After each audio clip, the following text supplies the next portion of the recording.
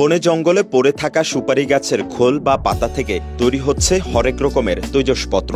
একটা সময় বাগানে পড়ে থেকে নষ্ট হয়ে গেলেও এখন এটি দিয়ে তৈরি হচ্ছে থালা, বাটি, নাস্তার প্লেট, ট্রে সহ বাহারি তৈজসপত্র। বাজারের পলিথিন কিংবা অন্যান্য প্লাস্টিক পণ্যের বিকল্প হিসেবে পরিবেশ বান্ধব এসব তৈজসপত্র তৈরি হচ্ছে চট্টগ্রামে।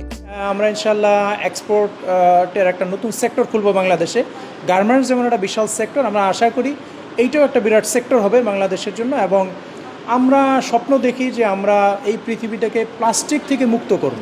চাকরির সুবাদে চট্টগ্রামের কর্ণফুলীতে যাওয়া আসা করতে হতো প্রকৌশলী আমিনুলের। একদিন কর্ণফুলী নদী থেকে প্লাস্টিকের আবর্জনা তোলার দৃশ্য তাকে ভাবায় পরিবেশ বিপর্যয় নিয়ে। এরপর ইউটিউবে পার্শ্ববর্তী দেশ ভারতের সুপারির খোল বা পাতা থেকে তৈজসপত্র তৈরির বিষয়টি জানার পর সিদ্ধান্ত নেন এসব পণ্য তৈরির। কর্ণফুলীর তল থেকে যা উঠাচ্ছে সবই প্লাস্টিক। তখন আমার মাথায় একটা চিন্তা আসলো যে আসলে এই প্লাস্টিকের একটা রিপ্লেসমেন্ট দরকার। 2020 সাল করোনার মধ্যে আমরা বসে বসে ইউটিউব ঘাটা শুরু করলাম যে প্লাস্টিকের অল্টারনেট কী ধরনের প্রোডাক্ট হতে পারে। দেখলাম যে দক্ষিণ ভারতে প্রচুর পরিমাণে সুপারি পাতার খোল দিয়ে প্রোডাক্ট তৈরি করতেছে এবং এক্সপোর্টও করতেছে। তখন আমাদের মাথায় আসলো যে এটা থেকে এক্সপোর্টের একটা বিরাট সেক্টর তৈরি হতে পারে। সেই থেকেই আমরা ইন্ডিয়ার চেন্নাই থেকে একটা মেশিন নিয়ে আসি। প্রথমে মেশিন এনে আমরা নিজেরা শুরু করি। চট্টগ্রাম নগরীর হালিশহর সাগরপাড় এলাকায় 2021 সালের ইকো ভ্যালি বিডি ইন্টারন্যাশনাল নামের প্রতিষ্ঠানের যাত্রা শুরু হয়।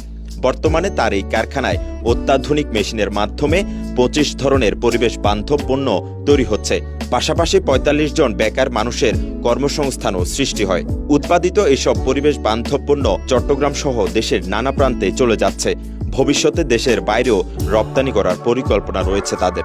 আমরা যখন এই সুপারি পাতার ফ্যাক্টরিটা তৈরি করি, আমাদের এই সিঙ্গেল প্রোডাক্ট ছিল 25 আইটেমস আমরা শুরু করছি। আমাদের সাথে শুধু সুপারি পাতার সেক্টরটাতে এরিকা লিফ সেক্টরে প্রায় অ্যারাউন্ড 40 লোক বিভিন্নভাবে আমাদের সাথে ইনভলভ, এবং তাদের রুটি রুজির একটা ব্যবস্থা হচ্ছে। টানা সপ্তমবারের মতো বেস্ট টিস্যু পেপার ব্র্যান্ড হিসেবে স্বীকৃতি পেয়েছে বসুন্ধরা টিস্যু। দেশের বিভিন্ন জায়গা থেকে সুপারির খোল বা পাতা সংগ্রহ করার পর পরিষ্কার পরিচ্ছন্ন করে একটি মেশিনের মাধ্যমে বিভিন্ন নকশায় রূপ দেওয়া হয়।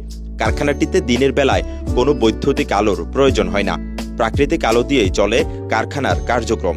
আমাদের এই ফ্যাক্টরিটা আমরা এক্সপোর্ট ওরিয়েন্টেড করে তৈরি করছি। এই ফ্যাক্টরিতে টোটাল জিএমবি কমপ্লায়েন্স করা, এবং এখানে আমরা টোটাল রিনিউয়েবল সোর্সকে ব্যবহার করছি। আমরা সূর্যের আলো ব্যবহার করতেছি, সোলার পাওয়ার ব্যবহার করতেছি, রেইন ওয়াটার হারভেস্টিং করতেছি, এবং আমাদের যে ওয়েস্ট তৈরি হচ্ছে এই ওয়েস্টটা থেকে আমরা কম্পোস্ট সার তৈরি করতেছি। একদিকে যেমন সুপারির পাতা দিয়ে তৈরি হচ্ছে পরিবেশ বান্ধব তৈজসপত্র, অন্যদিকে উচ্ছিষ্ট অংশ জমিতে ফেলে দিলে জমির উর্বরতাও বৃদ্ধি পাচ্ছে। কারখানাটিতে স্বাস্থ্যবিধি মেনেই এসব পণ্য সামগ্রী তৈরি করা হয় বলে জানান ব্যবস্থাপনা পরিচালক প্রকৌশলী আমিনুল ইসলাম। এখানে কাজ করতে অনেক ভালো লাগে, জিনিসগুলো দেখতেছি অনেক সুন্দর সুন্দর জিনিস। এখানে আমার মা চাকরি করে, আমি পরে আসছি। এখানে আমি কাজ করতেছি 3 বছর হয়েছে।